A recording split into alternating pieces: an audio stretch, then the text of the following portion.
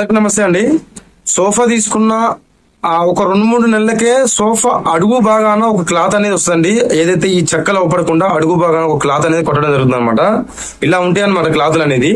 చాలా మంది మీరు గమనించుండొచ్చు, కొంతమంది చూస్తారు, కొంతమంది చూడరు అనమాట. కానీ తీసుకున్న 2-3 నెలలకే ఈ సోఫా కిందంగా పౌడర్ లెక్క రాలి దుమ్ముగా పడుతుంటది అనమాట.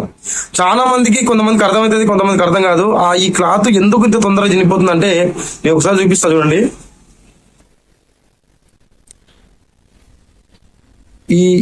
ఈ చాలా సోఫాల్లో కూడా ఈ బ్లాక్ క్లాత్ కొట్టడం జరుగుతుంది. మీరు చాలా మంది మీరు గమనించుకోండి, మీ సోఫాలకి ఈ బ్లాక్ క్లాత్ అనేది ఈ అడుగు భాగాన్ని కొట్టడం జరుగుతుంది అనమాట. ఇది చూడండి ఒకసారి, చూడండి.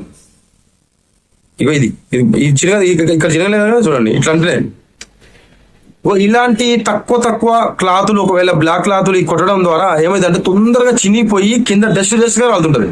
చాలా మందికి సమస్య ఊకేటప్పుడు ఎంత డస్ట్ అనేది పడుతుంటది అనమాట, అర్థం కాదు.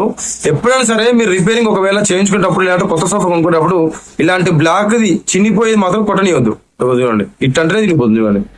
అయితే ఎప్పుడైనా సరే ఇలా ధోతి అనేది వస్తుందండి. ఇట్లా ధోతి అనేది వైట్ కలర్ లో ఉంటది. మీరు ఎంత రఫ్ అండ్ టఫ్ చిన్న తిరగదు చూడండి. చూడండి, ఇది ఏం లేదు. ఇప్పుడు దాన్ని బలం పెట్టి చించినా చిన్నగలేదు కదా. ఇది చూడండి, జస్ట్ ఇట్లే అంట చూడండి. ఎప్పుడైనా సరే ఇది ప్రాబ్లం అనమాట. ఎప్పుడైనా సరే ఇలాంటి బ్లాక్ క్లాత్, దీంట్లో కూడా ఇంకో రకం కూడా వస్తుంది,